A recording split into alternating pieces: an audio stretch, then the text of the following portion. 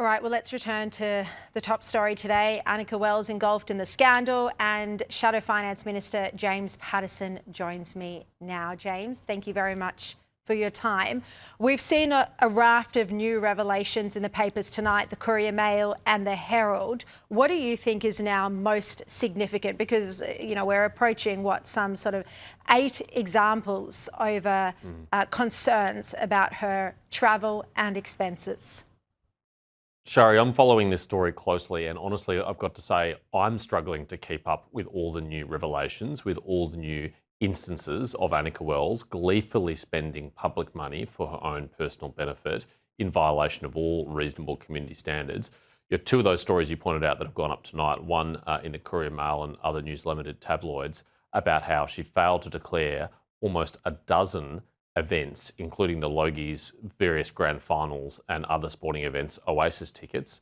You know, she won't be the first or last politician to be late on a declaration, but so many in one go really indicates, you know, poor judgment on her part.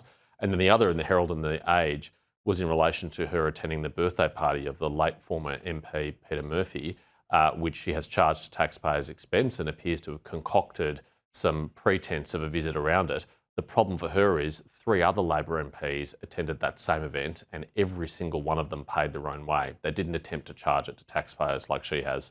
So this has now become a crisis. She has become completely engulfed in it, and there's no escaping it except for taking personal responsibility. I mean, you said there at the start of that answer that this is in violation of community standards. Does that mean that you don't think it has breached parliamentary guidelines?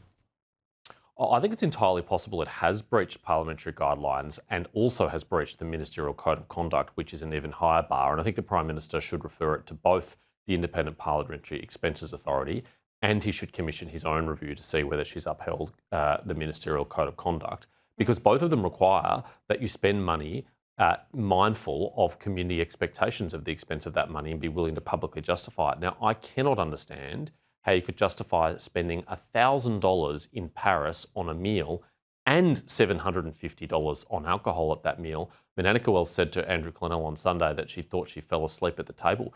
Did she fall asleep at the table because she drank $750 worth of alcohol on the taxpayer tab? I mean, honestly, this is becoming a joke. Wow. Well, that is a big question that you've just raised there. Let's see if she is asked about that tomorrow.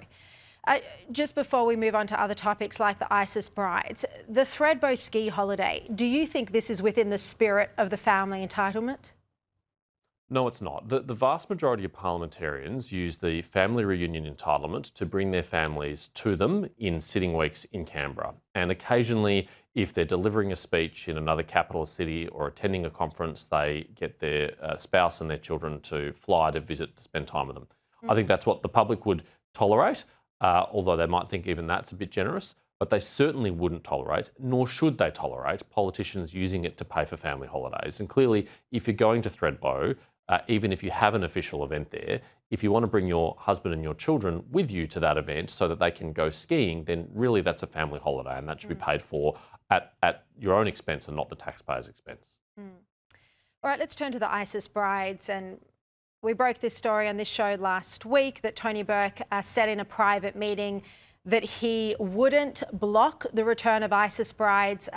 He also asked a Home Affairs official to leave the room for a private conversation with the organisation Save the Children, which was trying to repatriate the ISIS brides and their families.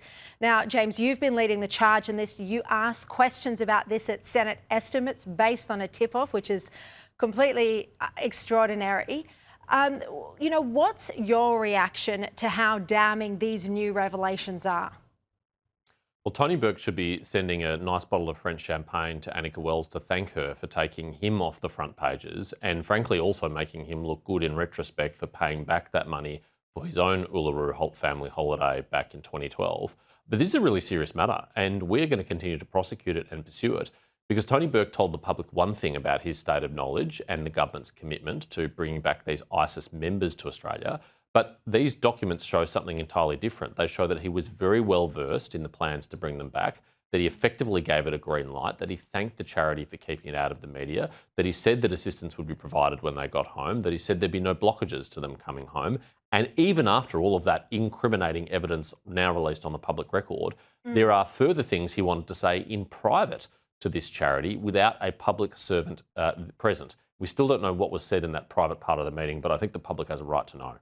And the fact that you got a tip-off about this shows that there was obviously anger behind the scenes. James, just finally, I want to turn to your brilliant Senate estimates interrogations last week. Now, you questioned the head of the public service on its failure to keep proper records. Have a look. Senator Pocock just told you when you said that public servants were writing things on sticky notes and then losing those sticky notes, that that's illegal, and you said to him, no, it wasn't. I don't think the sticky notes themselves are illegal. But failing to keep records is. Yeah, but no, that's I take that, Senator. I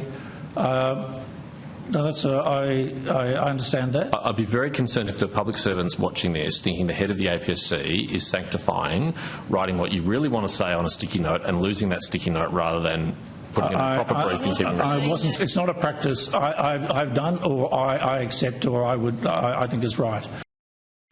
And this reminds me of the Ros Kelly whiteboard scandal in the 90s. Just a quick answer to this because I want to play one more interaction before we go.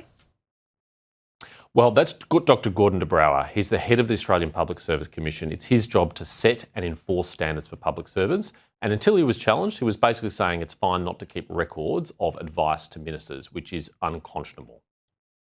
Another moment involved you grilling Katie Gallagher over a letter detailing the government's 5% cuts across the public service. Have a look. He said, your office contacted my office to tell us that these documents did not exist.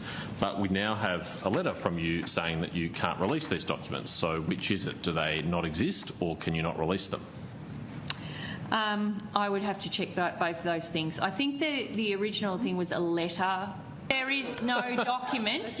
There is no document to the letter that you sought. Now there was correspondence. Correspondence.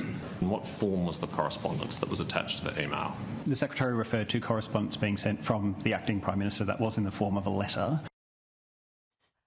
Oh, James, not the only time she struggled to answer your questions last week.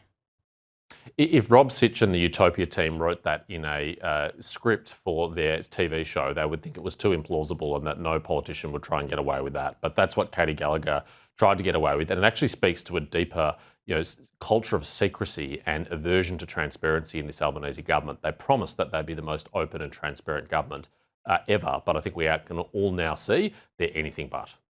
Yeah, well, you did an extraordinary job last week, as always. Thank you so much for joining us.